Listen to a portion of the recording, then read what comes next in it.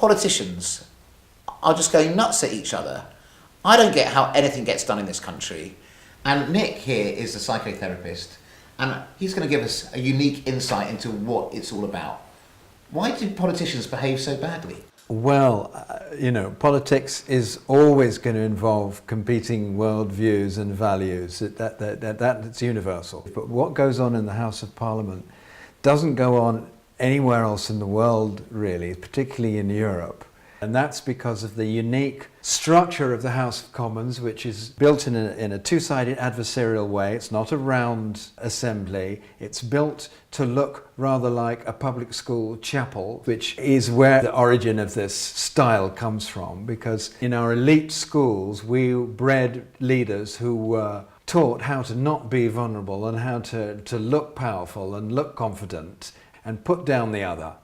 And that's the kind of game that gets played again and again and again in the Commons. Okay, so let's put Parliament on the couch. Yeah. You're looking at Parliament and you're saying, okay, Yeah. I'm going to deal with your symptoms. Yeah. So, first of all, can you tell me what the symptoms of Parliament are? Yeah, we've got to name the game going on. One is the person who's doing the bullying has various aspects of themselves that they don't want to associate with.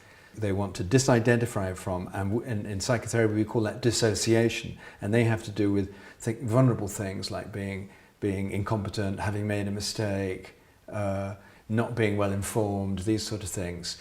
And so it's much easier to say, I'm not the incompetent one, if you can point to someone and say, look, the incompetent one is there. And that, in psychotherapy, we call projection. So you take this quality of incompetence, you dissociate from it, and you project it onto the other, and you attack them for being that. And that's the basis of bullying, and that's something we've really taken for granted. So we need to name that game. Is it all doom and gloom? No, I don't think it's doom and gloom. I think we just have to educate ourselves psychologically a bit more. In psychology, we've got all kinds of powerful tools which have not yet penetrated into the political arena. For example, let's say you're bullying me, and you're making me feel like the incompetent one. If I've got a bit of psychological awareness, I can point out that there's a game going on and it's actually more hostile than you might be aware of, and I want it to stop. So, for example, if Corbyn said to May, after she was giving him particularly nasty treatment, he might say something along the lines of, do you enjoy being a bully? He could do. He could even be bolder. He could even say, yeah, you're right about that. I'm not terribly good at this, but this is what I stand for. See, he can actually be a bit vulnerable. Yeah. And take the sting out of it. That would be, I think that would be incredibly popular. Yeah, I think it would be too. So you should be advising Jeremy Corbyn?